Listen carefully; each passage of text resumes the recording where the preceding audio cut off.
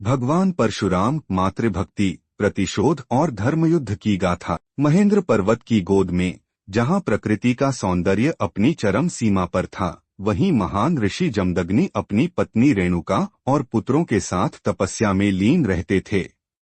उनका सबसे छोटा पुत्र था राम, जो आगे चलकर परशुराम के नाम से प्रसिद्ध हुआ। माता रेणुका का वध। रेणुका अपने पतिव्रता धर्म के लिए जानी जाती थीं।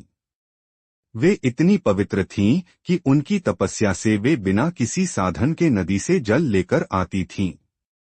एक दिन जब वे नदी किनारे जल भरने गईं, तो उन्होंने गंधर्वों का जलक्रीड़ा करते हुए दर्शन किए। एक क्षण के लिए उनका मन विचलित हुआ और उनका तपोबल नष्ट हो गया।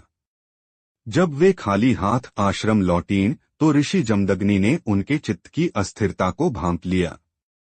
वे क्रोधित हो उठे और अपने पुत्रों को आज्ञा दी कि वे अपनी माता का वध करें। पुत्रों ने पिता की आज्ञा मानने से इनकार कर दिया, लेकिन परशुराम ने निःसंकोच अपनी माता का सिर धड़ से अलग कर दिया।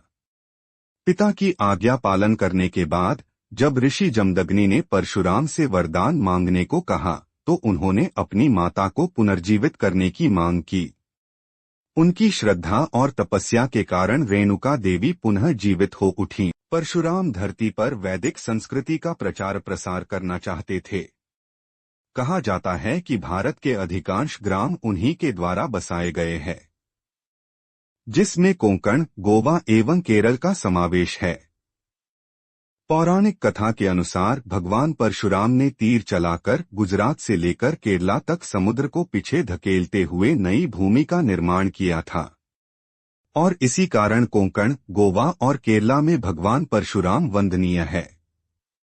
वे भार्गव गोत्र की सबसे आज्ञाकारी संतानों में से एक थे, जो सदैव अपने गुरुजनों और माता पिता की आज्ञा का पालन करते थे। वे सदा बड़ों का सम्मान करते थे और कभी भी उनकी अवहेलना नहीं करते थे। उनका भाव इस जीव सृष्टि को इसके प्राकृतिक सौंदर्य सहित जीवंत बनाए रखना था। वे चाहते थे कि यह सारी सृष्टि पशु पक्षियों, वृक्षों, फल फूल और समूची प्रकृति के लिए जीवंत रहे। उनका कहना था कि राजा का धर्म वैदिक जीवन का प्रसार करना है, नहीं कि अपनी प्रजा से आज्ञा पालन करवाना। वे एक ब्राह्मण के रूप में जन्मे अवश्य थे, लेकिन कर्म से एक क्षत्रिय थे। उन्हें भार्गव के नाम से भी जाना जाता है। यह भी ज्ञात है कि परशुराम ने अधिकांश विद्याएं अपनी बाल्यावस्था में ही अपनी माता की शिक्षाओं से सीख ली थीं, वह शिक्षा जो 8 वर्ष से कम आयु वाले बालकों को दी जाती है। वे पशु पक्षियों तक की भाषा समझते थे और उनसे बात कर सकते थे।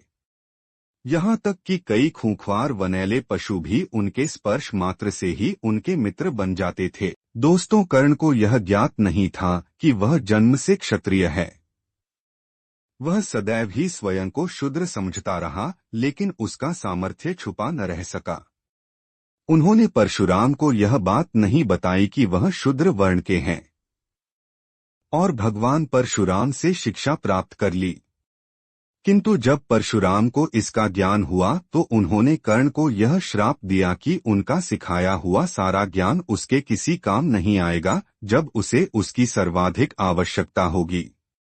इसलिए जब कुरुक्षेत्र के युद्ध में कर्ण और अर्जुन आमने सामने होते हैं, तब वह अर्जुन द्वारा मार दिया जाता है, क्योंकि उस समय कर्ण को ब्रह्मास्त्र चलाने का ज्ञान ध्यान में ही नहीं रहा। परशुराम और सहस्त्रार्जुन का संघर्ष। कुछ समय पश्चात है वंशी राजा सहस्त्रार्जुन, जिसे अर्जुन कर्तवीर्य भी कहा जाता था, अपने बल और अहंकार में चूर होकर जमदग्नि के आश्रम में पहुंचा।